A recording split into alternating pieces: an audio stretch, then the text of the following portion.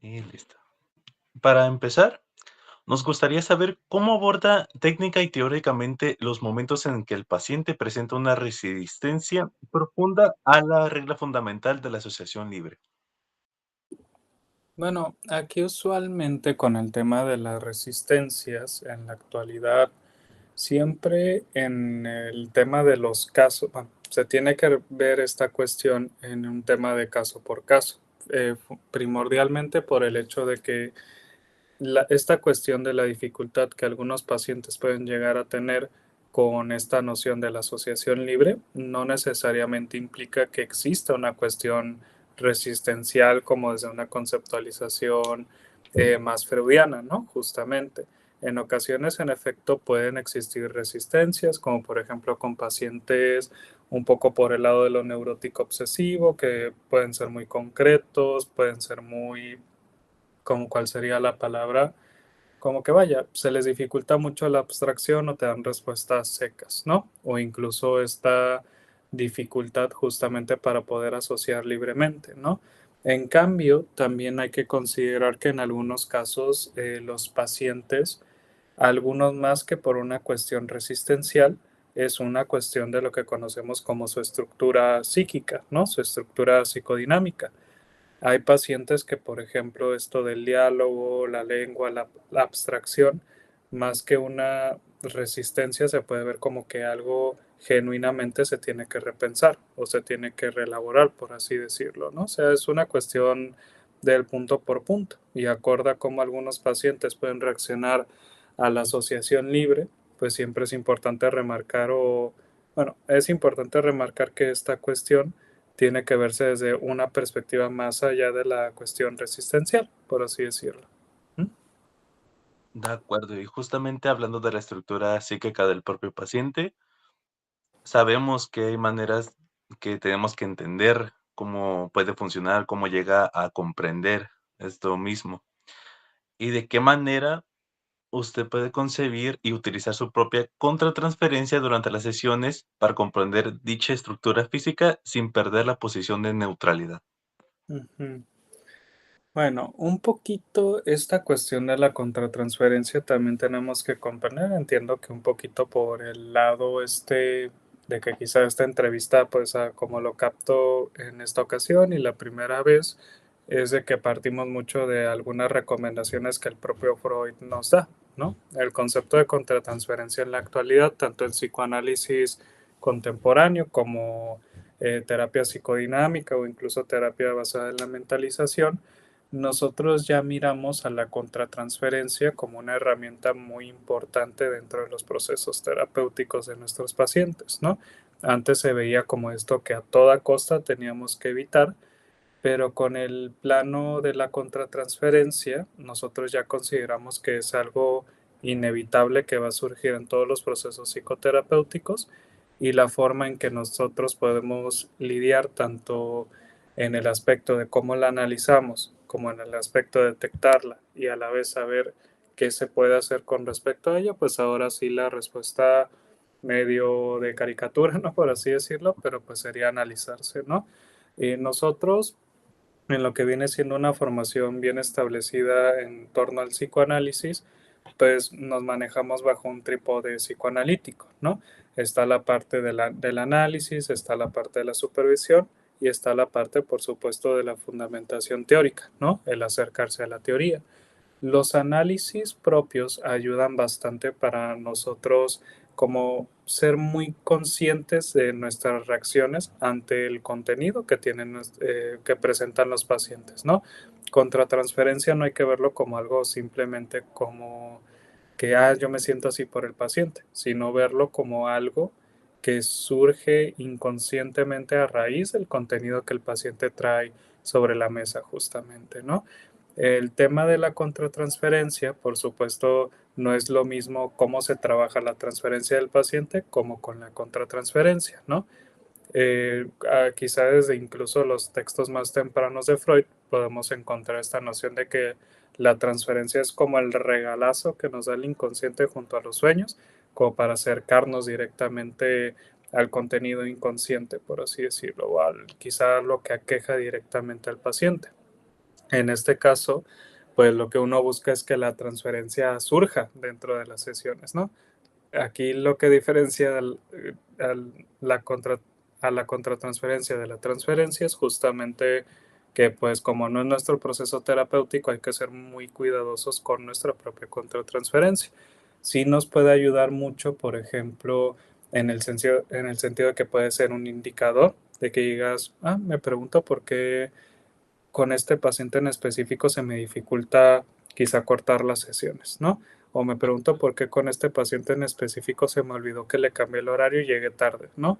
O por qué acaso será que con este paciente siento que soy más cortante al momento de intervenir, ¿no? O sea, este tipo de cuestiones son importantes de tomarlas en consideración. Por supuesto que lo que se busca es actuar lo menos posible la contratransferencia, pero verlo como algo que inevitablemente puede surgir y a la vez preguntarse por qué surge, siento yo que es una forma de ver a la contratransferencia como algo tanto inevitable del proceso como algo muy valioso justamente, ¿no?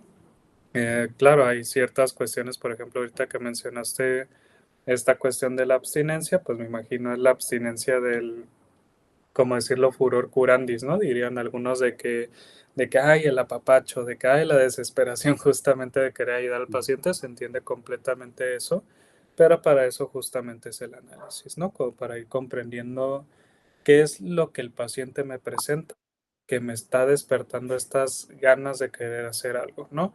Y es a través de esa comprensión que pues evitamos caer tan fácilmente en las trampas del enactment, de por ejemplo el paciente hace un acting out, pero si yo me meto a esa resistencia también, pues hacemos un enactment, ¿no? Dirían en inglés justamente, ¿no? Pero bueno, no sé si por ahí respondí la pregunta, ahorita se la estoy dando resumida, una disculpa, ¿no? Pero No, sí, sí, sí. agarraron De apretado de tiempo. hecho, nos contestó la siguiente pregunta que era, ¿cómo sostiene la regla de abstinencia y neutralidad frente a las demandas afectivas que el paciente nos puede presentar? Y es justamente lo que nos dijo, no hacer una contratransferencia tan directa, tan agresiva como podrían ver algunos pacientes. No necesariamente agresivo, o sea, Mm, algo que surge mucho, sobre todo con los chicos que he llegado a supervisar.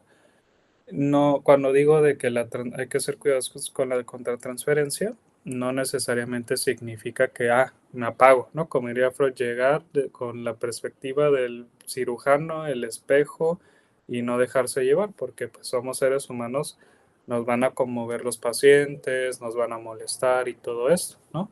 Un poquito más bien sería esta cuestión de, bueno, justamente abstenerse lo suficiente, no quizá denegar lo que estamos experimentando nosotros, porque estamos al fin y al cabo en una relación humana paciente-terapeuta, pero la idea es justamente permitir, así como nosotros buscamos que el paciente se pregunte por qué siente lo que siente, piensa lo que piensa, sueña lo que sueña, pues también nosotros de por qué actúo como actúo con el paciente, ¿no? Justamente. O sea, un poquito esa es la parte transferencial y esta cuestión de la abstinencia hasta cierto punto sí es importante, pero tampoco hay que verlo como el completamente el terapeuta o el analista frío, ¿no? Serio como nos lo vendía Freud, por ejemplo. sí, eh, algo que también mencionó sobre el manifiesto de los sueños. Mm, La ujú, frase célebre que Freud nos dice es que los sueños son la vía regia hacia el inconsciente. ujú, ujú. Nos gustaría saber cómo integra actualmente el trabajo con el contenido latente y manifiesto de los sueños en el tratamiento clínico. Los sueños a mí es como de esas partes que me fascinan más que puedan traer los pacientes, ¿no? Un poquito, por supuesto, ya en clínica actual, sobre todo con todo esto de redes sociales y todo eso, pues lamentablemente existe un estigma muy grande con el psicoanálisis, ¿no? Y siempre cuando surge la oportunidad, yo les comento de que también trabajo con sueños, pero pues un paréntesis enorme que siempre les hago es de que no es de que soñaste con un cangrejo, significa esto, soñaste con el payaso, significa esto otro, ¿no? O sea, no hay que verlo como los diccionarios de sueño que la tarotista, que la biodiscodificadora probablemente te va a andar vendiendo en el Soriana o en el Tianguis, ¿no? Por así decirlo, pero los sueños son algo importantísimo en todos los procesos terapéuticos, es de esas cosas que siento yo que de todas las ideas de Freud es de las que más se mantienen así tal cual. Si acaso, por supuesto, hay otros teóricos que más allá de verlo como una resolución del deseo, sobre todo en el ámbito de la sexualidad, todavía sigue el fundamento freudiano de que los sueños nos comunican algo al fin y al cabo, ¿no? Con los pacientes en la actualidad, lo que yo hago particularmente, además de por supuesto escuchar todo el contenido del sueño, es preguntarles tanto cuál fue su propia experiencia, o sea, comprender a nivel emocional cómo ponerlo, cómo experimentaron el sueño y a la vez después preguntarles qué hubo alrededor de ese sueño, ¿no? ¿Qué fue lo que pasó en ese día en específico, en esa semana que andaba vagando un poquito por su mente, ¿no? A veces los sueños pueden ser muy directos o a veces pueden ser muy abstractos o a veces se puede colar un contenido los desechos del día de la vigilia, ¿no? Por así decirlo, si alguien soñó con el Chucky y se aventó todo el maratón de Chucky, pues digo, pues probablemente ahí se le coló, ¿no? Justamente, pero de ahí en fuera siempre veo la oportunidad de comprender, porque yo me baso un poquito ya para no hacer el cuento tan largo, de las cosas que más rescato del infame caso Dora de Freud, Sí, es la sección del análisis de los sueños de Dora. Y esta frase digo de que, wow, esa es la explicación perfecta para hablar de los sueños en psicoanálisis, ¿no? Para Freud los sueños son manifestaciones que se levantan gracias a dos pies. El primer pie tiene que ver justamente con algo de la vida actual y el otro pie tiene que ver con un deseo infantil. O sea, algo de la vida actual conectó o hizo clic con algo inconsciente que se mantuvo desde la infancia. Muchas veces un deseo infantil, por así decirlo, ¿no? Un poquito es lo que se busca al preguntar justamente toda esta cuestión de qué hay alrededor de eso, ¿no? Yo me pregunto por qué soñó lo que soñó ante determinado contenido que se le presentó en su vida de vigilia, ¿no? En su día a día, por así ponerlo, ¿no? Y ya los pacientes hacen esas conexiones y todo eso. Yo particularmente no soy tan a bote pronto, ¿no? Bote pronto como en el sentido de que, es esto, ¿no? O directamente la interpretación, sino también yo le doy mucho peso a la propia interpretación que les dan los pacientes a los sueños, ¿no? A veces yo puedo ser muy sesgado al momento de interpretar y a veces los pacientes me dan esas piezas necesarias para poder seguir indagando más o son los que me encaminan mejor para comprender a grandes rasgos qué puede significar este sueño. También hay que ver como que los sueños no necesariamente se interpretan el mero día en que surgen. A veces hay sueños, y ya me ha pasado en la propia clínica, que solo hacen sentido hasta mucho después en el proceso, justo, ¿no? Pero bueno, no sé si respondo a la pregunta o si me doy a entender. totalmente. Y de hecho nos abre paso, ya que nos habla de dar una interpretación que obviamente un psicoanalista no va a decir directamente los resultados que puede ir teniendo. Pero para usted, ¿cómo puede determinar estos timings que pueden ocurrir para dar una interpretación al paciente de lo que nos puede exponer o que no pueda generar una resistencia iatrogénica? Ok. Ahí sí varía en el caso por caso y también varía en el propio estilo del terapeuta y a la vez varía un tanto por el lado del estado mental en el que se encuentra el paciente, ¿no? ¿A qué me refiero yo con estado mental? Esta pregunta que me hacen del timing es como una pregunta que todos los estudiantes de maestría, psicoanalistas incluso ya formados tienen, ¿no? ¿Cuándo es el momento indicado para interpretar? Uno va haciendo como esta intuición, uno va haciendo, bueno, uno va haciendo callo, dirían coloquialmente en torno a eso. Pero regresando un poquito a este aspecto de cuándo es el momento indicado, cuándo se interpreta, cómo está esta parte de las resistencias, siempre es bueno tener en consideración un concepto llamado estado mental, ¿no? Nosotros entendemos que como seres humanos a lo largo de nuestras vidas vamos a estar en determinados estados mentales, ¿no? Quizá hay un estado mental en el que nos encontremos en donde de plano, por más que nos toque el mejor psicoterapeuta del mundo, por más que nos analice a lo mejor el mismo Winnicott, nomás no nos va a entrar la intervención que nos está haciendo. O nomás no me voy a someter tan fácil a toda esta parte de la justificada incomodidad que sobrelleva un proceso psicodinámico, un proceso psicoanalítico, porque es bastante entendible la resistencia que pueden tener los pacientes. Estamos tocando fibras muy particulares que pues en primera es bien difícil iniciar un proceso de terapia y en segunda todavía tener ese valor como para permitir que te toquen esos nervios en específico. Entiendo por qué la incomodidad, vaya, ¿no? Y a veces hay estados mentales en donde los pacientes, una interpretación que si tú le haces desde un inicio en una posición de que pues hasta no se creen cómo que funcione la psicoterapia, pues no, aunque estés muy acertado, nomás no le va a entrar. En cambio, si tienes que buscar ese estado mental en donde quizá puedan ser un poco más receptivos o quizá también yo lo veo con algunos pacientes que, por ejemplo, me ha tocado mucho en la clínica que en una ocasión llegan con todas las ganas de iniciar el proceso terapéutico, terminan las entrevistas y ya cuando ya voy a implementar la asociación libre ya dejan de ir en automático, ¿no? Justamente. Y luego tiene que pasar un acontecimiento, tiene que pasar tiempo. Ese mismo paciente que se fue, pero que quizás se sintió cómodo en esas entrevistas, regresa y ya pudimos mantener un proceso a longitud, justamente, ¿no? Yo más que verlo como, bueno, ahí claramente fue una resistencia, ¿no? Pero yo más que verlo como de que, ay, este se me fue, ¿no? O, ay, ya cuando íbamos a pensar, pero yo lo vi como de algo de que, bueno, quizá en efecto no estaba en ese estado mental necesario para un proceso de terapia, sobre todo psicodinámica, ¿no?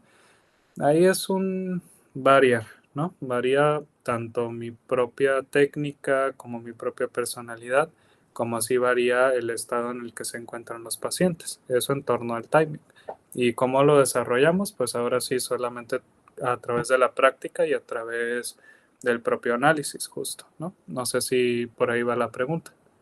Justamente, ya que, pues, como usted dice, hay condiciones que el propio paciente puede presentar que, está fuera de nuestro alcance. Ujú, Y justamente, hablando del acting out, ¿cómo puede distinguir en la clínica cuando es ujú. un recuerdo elaborativo y un acting out que el propio paciente genera por una compulsión, producto de la compulsión? ¿Y qué técnica utiliza para reconducir el acto hacia la palabra? Ok. Ahí varía un poquito con recuerdo elaborativo, me imagino, tiene que ver un poquito con esta cuestión del insight, ¿no? Ya lleva rato que leí, repetí, recordar y reelaborar, a veces se me va, me tengo medio difusos algunos conceptos, pero ahí, como digo, varía mucho de los pacientes y también desde la propia posición teórica, ¿no? Hay pacientes que en este acto repetitivo, quizá lo que se necesita, y yo lo veo desde dos vertientes, ¿no? Está la vertiente quizá más clásica, que es la noción de que es que tú estás haciendo, me estás tratando así como quizá tú estás tratando a tu padre, ¿no? O a tu madre, por ejemplo, ¿no? Y por supuesto que está la interpretación directa. Pero también yo veo esta cuestión de la repetición, porque yo soy más desde la perspectiva psicoanálisis relacional, Winnicott, Melanie Klein y todo eso, de cómo a veces hay pacientes que esa repetición es necesaria para que pueda haber una resolución, en primer lugar. O sea, una resolución no más allá, no una resolución necesariamente que caiga en la palabra, sino una resolución que vaya más allá de esa palabra, a través del acto, por ejemplo, de cómo yo, Julio, quizá estoy actuando ante las presentaciones de los pacientes. Una imagen que se me viene mucho a la mente es la de esta, por ejemplo, Donald Winnicott atendió a una paciente que después hizo un libro acerca de su propio análisis con él. Se llama Margaret Liddell, era una psicoanalista con brotes psicóticos que a través del análisis con él, pues pudo eventualmente formarse como psicoanalista ya como tal, ¿no? Y lo que llama mucho la atención es cómo ella pone la escena y qué tan importante fue para ella, porque ella pasó por un análisis de un junguiano clásico, de una kleiniana freudiana de hueso colorado, de que cada cosa te la interpretaba, ¿no? Dice, o sea, sí tenían razón ellos, pero pues como que faltaba algo, ¿no? Y Winnicott, ella hablaba de cómo a través de su comprensión, a través de, por ejemplo, ya voy a esta escena, ¿no? Dice que en una de las primeras sesiones ella se enoja con Winnicott y le avienta el jarrón al suelo, un jarrón de ahí, y Winnicott solamente como que se queda callado, se retira un momento y ya se pone a limpiarlo, ¿no? Justamente. Y ya dice, estabas hablando de que eso fue en las primeras sesiones, pero hasta tiempo muy después, ella se mantuvo como por 2, 3, 4 años en análisis y algo que le llamó la atención fue lo significativo para ella ese jarrón, porque al romper ese jarrón dice que al día siguiente regresa y hay un nuevo jarrón exactamente igual al que ella rompió. Un poquito porque traigo a colación esto es de que Winnicott tenía esta teoría de la importancia de cómo los objetos deberían reaccionar ante los impulsos, la agresividad que tienen los niños, por ejemplo. Él tenía en su teoría de que hay una frase bien icónica que dice, yo me preocupo cuando me dicen los padres que ellos tienen un niño bueno, porque dicen, bueno, ¿para quién? Y cuando dicen, es que es bueno porque no llora, bueno porque no grita, bueno porque no hace destrozos. Y él pregunta, pues estamos hablando de un niño entonces, ¿no? De cómo, por ejemplo, en su teoría habla de toda esta cuestión de que es importante que los niños, en primer lugar, para que puedan aprender a manejar sus emociones o a tolerarlas, primero hay que dejar que las experimenten. Él decía, los berrinches son como algo súper necesario para los niños porque es algo que les sobrelleva bastante, pero eventualmente descubren de estar enojado no significa que voy a destruir a alguien y que me voy a destruir yo, por así decirlo, ¿no? O sea, ya para no hacer el cuento tan largo, esa parte de Winnicott yo la retomo por el hecho de que pues así como quizá esta mujer llamada Margaret Liddell pudo haber recibido muchas interpretaciones, lo que contó para ella o lo que más le resolvió fue la parte del acto. Eso del jarrón, ella lo interpretó como de que, aunque yo le destrocé el jarrón, Winnicott sigue ahí. Winnicott quiere entenderme. Winnicott me tolera como soy, justamente, ¿no? Y en ese tolerar, en ese, por supuesto, estar presente, pues fue más bien una repetición con una resolución en el sentido de que, pues yo repito lo que quizá experimenté con mi madre, pero ahora es diferente, ¿no? O sea, quizá Winnicott no reaccionó como de que, estás loca, ¿por qué me rompes el jarrón?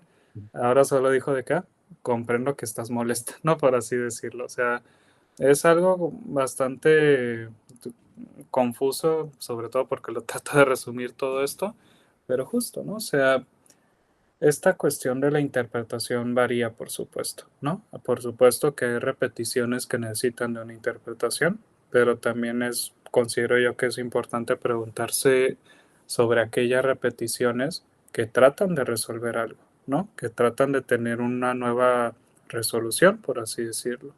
Los pacientes, desde mi perspectiva, repiten aquellas escenas de escenas primitivas, aquellas escenas de recuerdos infantiles, quizá para justamente tener una nueva resolución que en su momento no pudieron obtener. Y ahí entra, por ejemplo, toda esta cuestión de la teoría del apego, de que, pues si tú tienes una persona con apego desorganizado, pues lo último que tienes que hacer es tú también empezar a llegar tarde, ser una persona que le cambia todo a cada rato, ¿no? Ahí, no ahí solamente le estás repitiendo lo que pudo haber vivido con sus padres. Lo que uno busca es evitar esa repetición para que haya una nueva resolución. No sé si me doy un poquito a entender.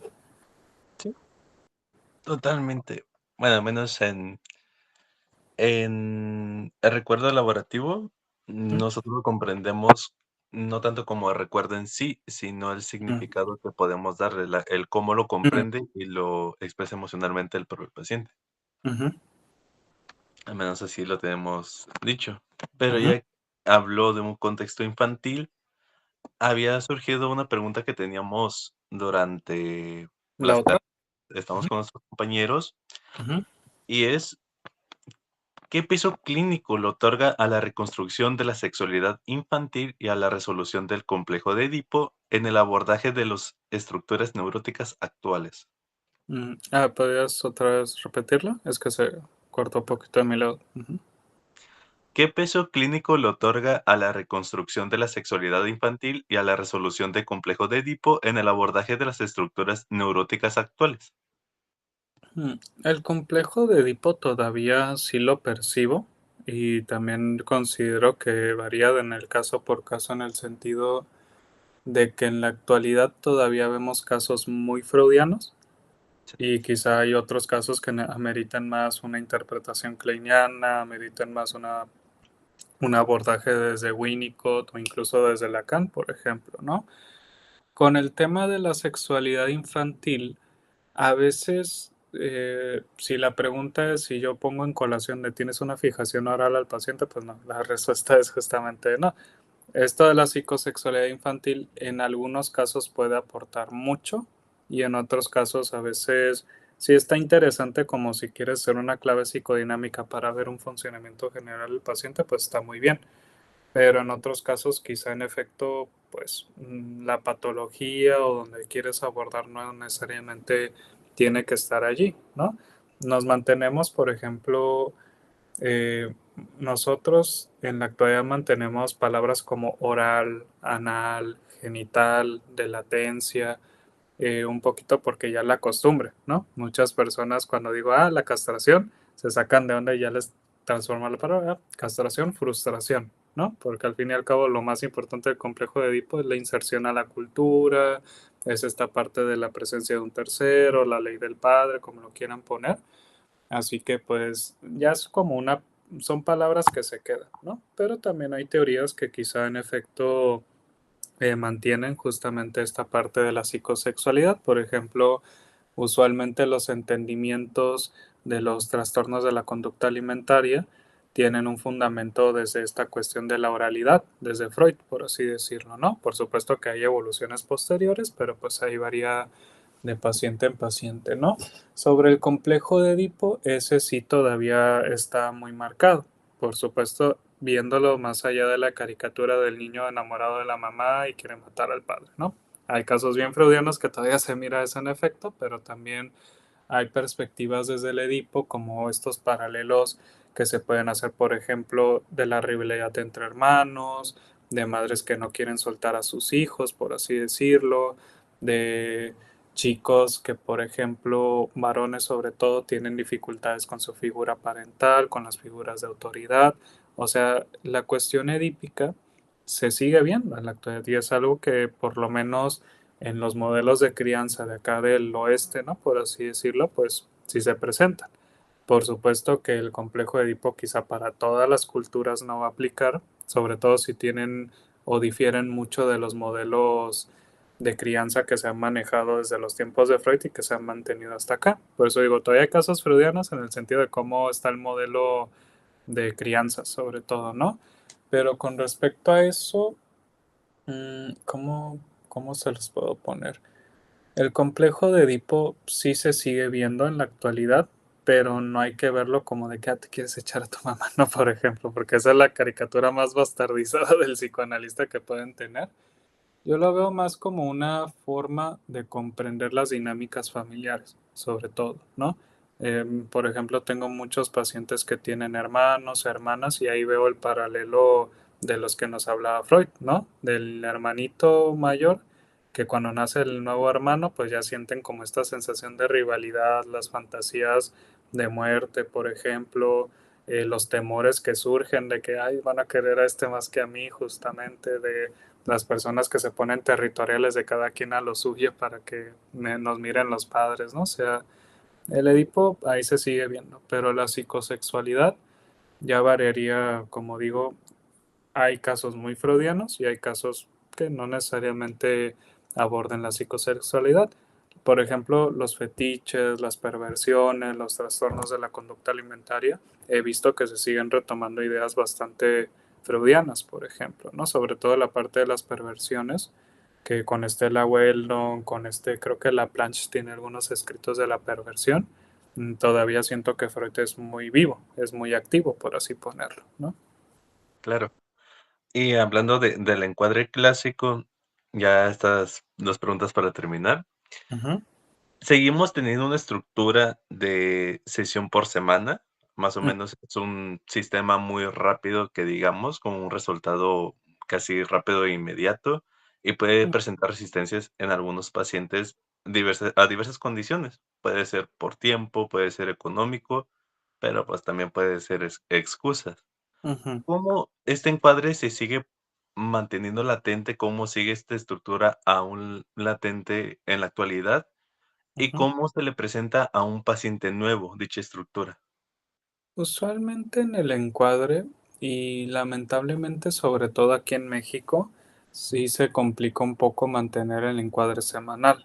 A veces, por ejemplo, si es importantísimo siempre preguntarse, ¿acaso es más una cuestión resistencial o una cuestión muy real? Por ejemplo, yo me acuerdo en una supervisión que cómo se le fueron al cuello a ese muchacho, no justamente porque algo así comentó de que sí, con cierto grado de agresividad le interpretó a un paciente de que a cada rato llegaba tarde con él y que lo veía como una agresión de su parte. Muy kleiniana la interpretación a como capté.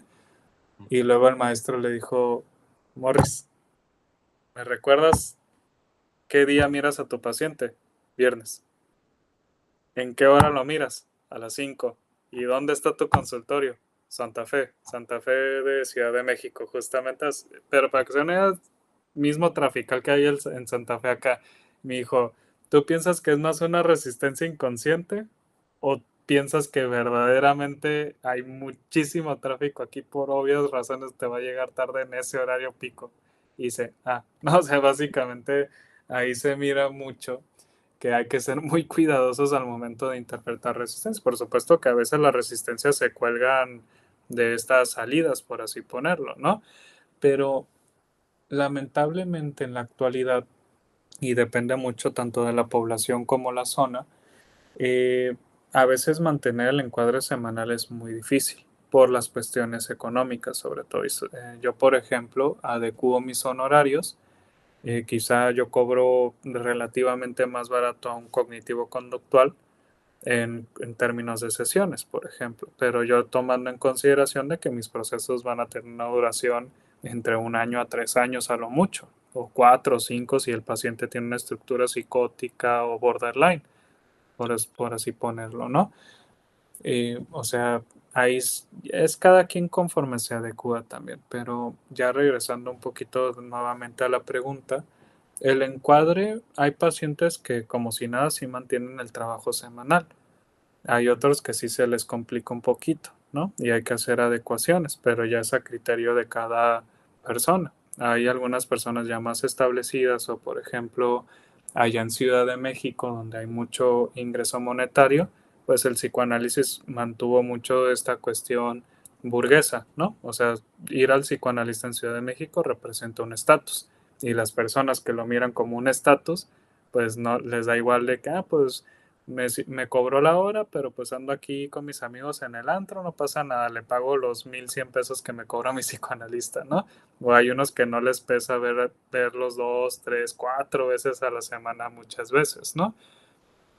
Pero aquí en Tijuana no se compara el nivel económico. Hay personas de ese nivel, pero pues no, no se presenta tanto, ¿no? Aquí la cuestión económica sí está más marcada y por supuesto los encuadres sí se tienen que presentar porque el encuadre es la estructura y las reglas en la cual el proceso se tiene que mantener para que en efecto funcione el proceso, pero también hay que comprender que no necesariamente cuando se rompe ese encuadre los pacientes muestran de que no podemos trabajar quincenal, ¿no?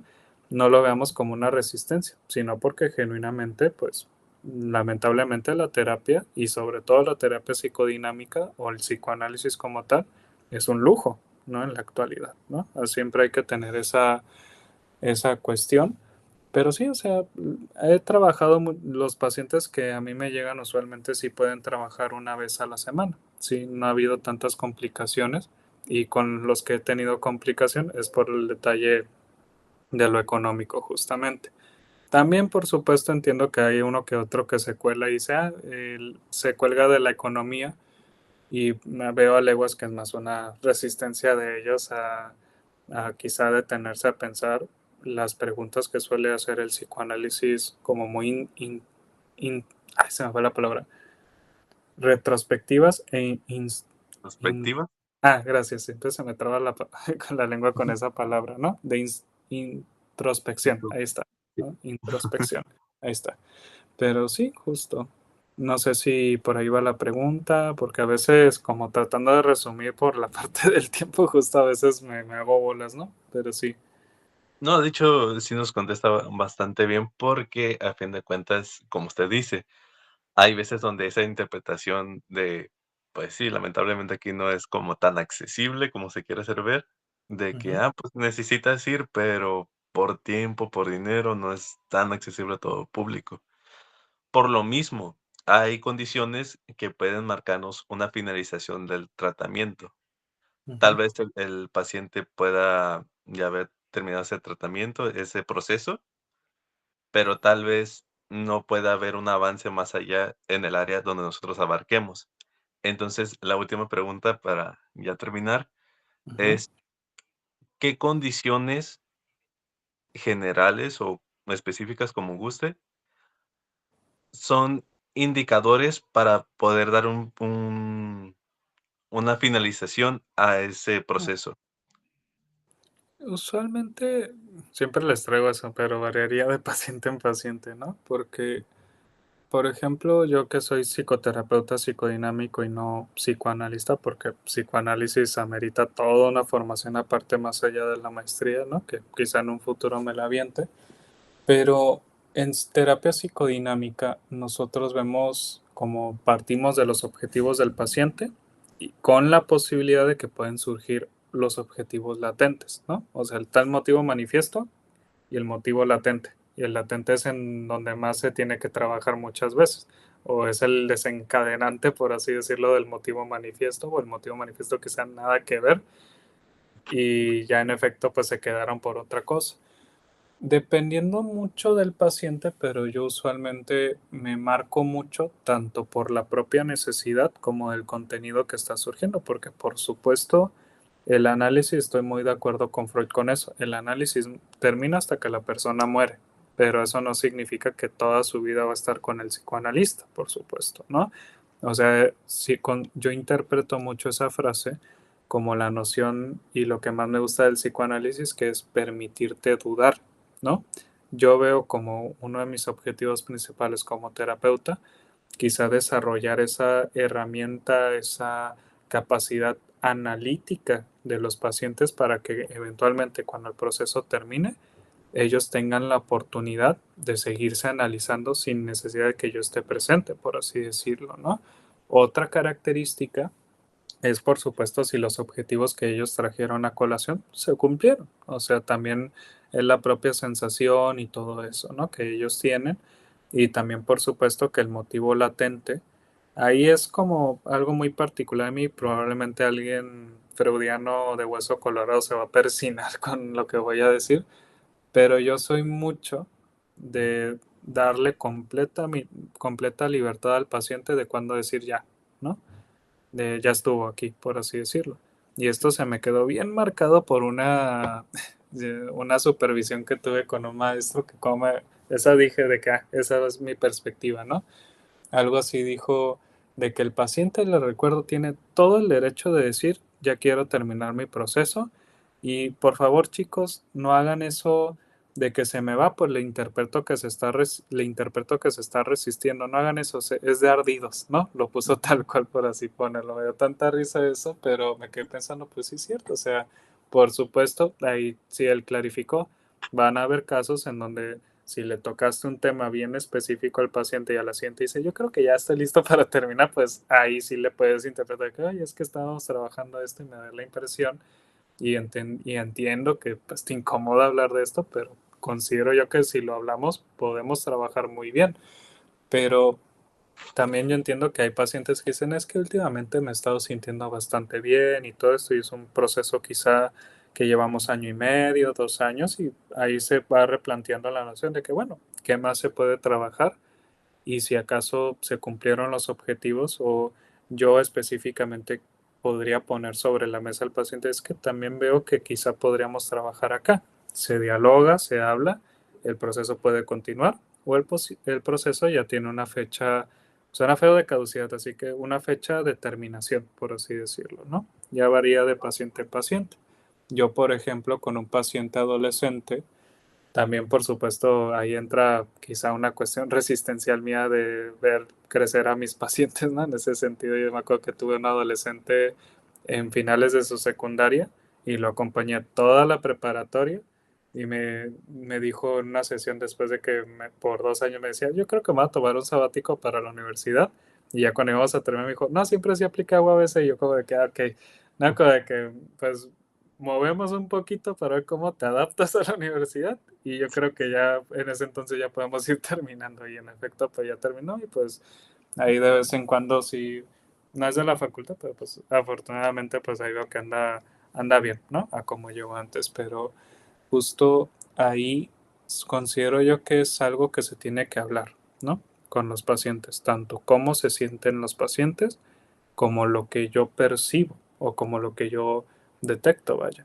Por supuesto que yo entiendo que el análisis nunca va a acabar, pero hay tiempos en donde se necesita del psicoanalista o el terapeuta psicodinámico y hay tiempos en los que el paciente, gracias al psicoanálisis, a la psicoterapia, pudo desarrollar estas herramientas para que continúe él, ella misma, su propio análisis, vaya.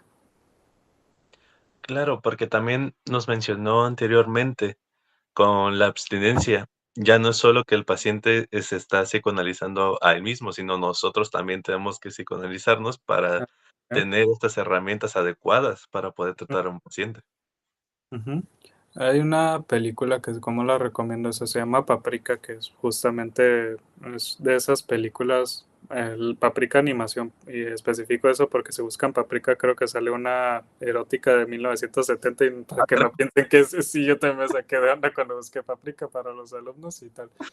Pero hay una escena que como me marca, ¿no? Que dice, es esta doctora fría, con colores bien apagados y todo eso, tiene el alter ego que es Paprika, ¿no? Y Paprika dice de que, oye, ¿no quieres que revise yo tus sueños o que me meta a tus sueños? Y ella dice, ay, ya llevo rato sin pensar en mis propios sueños, ¿no? Eso yo lo interpreto mucho como a veces el propio psicoanalista que puede dejarse ir, o sea, no, que ya no se pregunta, ya no se cuestiona. Lo que más me fascina a mí del psicoanálisis es que te da ese regalo o esa capacidad de permitirte dudar de todo, de cómo actúo, de cómo pienso y al fin y al cabo de cómo me relaciono con los demás también, por supuesto, ¿no? O cómo me relaciono incluso yo con mi propia carrera, por así ponerlo, ¿no? Pero sí. Sí, lo que más me ha llamado la atención el psicoanálisis, la verdad. Ujú. Pues, bueno, también ya para no tomar más su tiempo, le agradecemos enormemente que nos haya permitido este espacio para poder entrevistarlo, para recabar datos con fines educativos. Sí, no, justo, y no hay de qué. Ahorita sí les tuve que resumir probablemente muchas de las cosas que quizás mismo la primera ocasión, pero pues ahí ojalá sí les funcione. Bueno, creo que ya también les di nuevos agregados, ¿no? Así que espero que esos agregados les funcionen a ustedes. Totalmente, y se lo agradecemos muchísimo. No, no hay de qué. Bueno, muchísimas gracias, que tenga linda tarde y ¿Mm? esperemos verlo en un futuro. Sí, de hecho, pues ahí soy maestro, así que chance y están en tercero. Sí, Ya chance les doy clase, si me siguen dando esa materia, chance y les doy clase en cuarto, ¿no? Pero bueno, ahí no es obligación nada por el estilo, pero a veces es muy pequeño, ¿no? Pero bueno, ujú, les deseo muchísimo éxito. Entonces, ahorita ya me tengo que retirar por el tiempo. Pero sí. bueno, mucho éxito y que tengan buen día. Hasta luego. Bye. Igualmente, muchísimas gracias.